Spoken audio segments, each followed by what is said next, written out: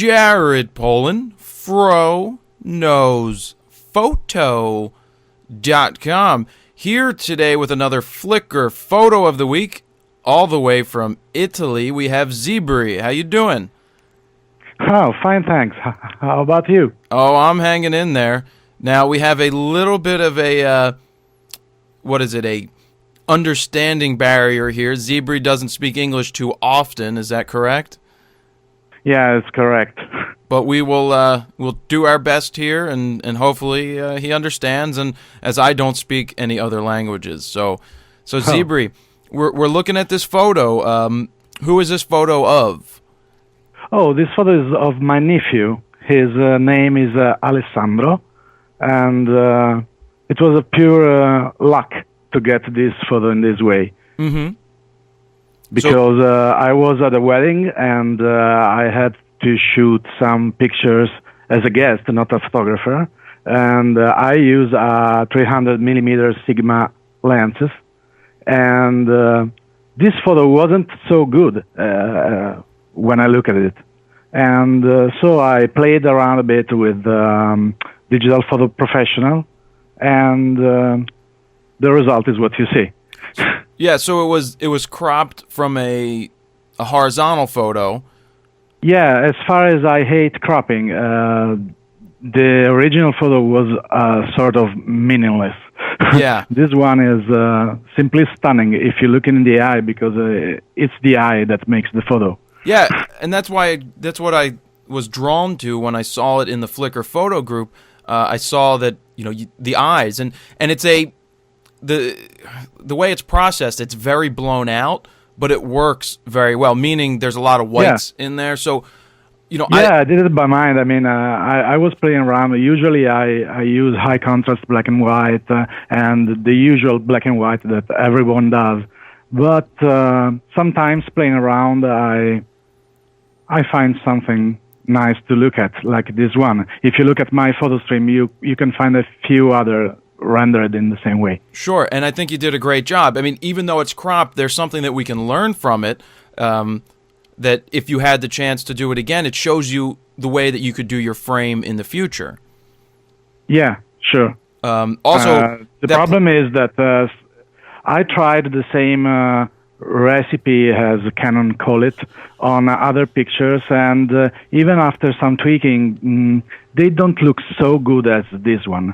Mm-hmm. So it's difficult to think of a picture like this before shooting it, at least for me. Sure. Unless you, or I was more saying the framing, the composition. Yeah, I know. Oh, okay. Yeah. Yeah, so, I mean, I love the composition that you ended up choosing after you cropped it. It works very well for the portrait, and it's pretty great that you were able to keep the quality of the image there, cropping it as much as you were able to crop it.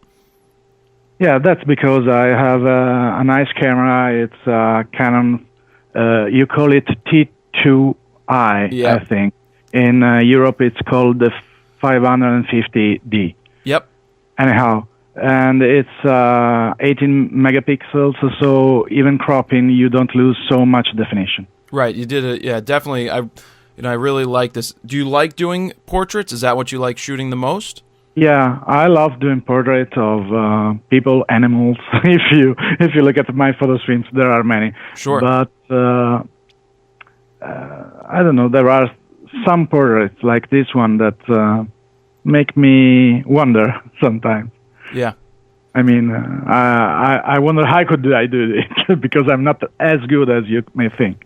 Well, but there's nothing wrong with that. You know, when you can capture these images, you start to see what the great images look like when you get them, and then you're able to pre-visualize that when you go and shoot time after time. So you start getting better and better.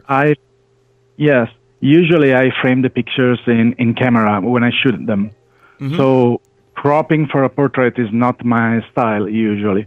But sometimes it happens that you make a photo, think about something, and then a few moments later you find that there was a better one inside. Sure. And that's sometimes when I'm shooting, I will shoot the wide shot, and then I'll zoom in, and then I'll actually keep zooming in. So we'll say if I'm using the 70 to 200, if I start at 70, I see the framing one way, and then I start to zoom in, and I'm at like 100, and then I'm zooming into 200, and then maybe I take the problem is that I was a guest at a wedding, and the child was not posing for me or anything. He was something like 50 meters away. Yeah, no, and you said you were zoomed out. I'm saying in the future, it's always good to start. You can try doing different compositions so that you're not cropping later. And I know you say you don't crop all the time, so that's really good. It's just for I rarely do it. Mm-hmm. And for everybody out there, it's good to get into the habit of, starting, shooting tight, maybe pull back a little bit, shoot another shot, shoot multiple shots of the same thing, but with different framing so you don't have to crop. That's what I usually do. Yep. But as I said, in this wedding, it was impossible even to have two pictures similar to each other because they were not posing for me. They were just hanging around. No, I understand. So it's definitely... And with a child, you can imagine how much he was moving. So this was pure luck. Yeah, but hey, you got to be good to get lucky. That's one of my sayings is you got to be good to be lucky. And then knowing what you're doing is half the battle, and then being able to recognize it when it happens. And sure, it could be a little more lucky than normal, but it's still a really good image. Yeah, sometimes luck is a big how to say it? It's a big thing, but timing is everything. Yep, anticipation and getting the timing right is great. Yeah. So, on another note, how's the food over there in Italy?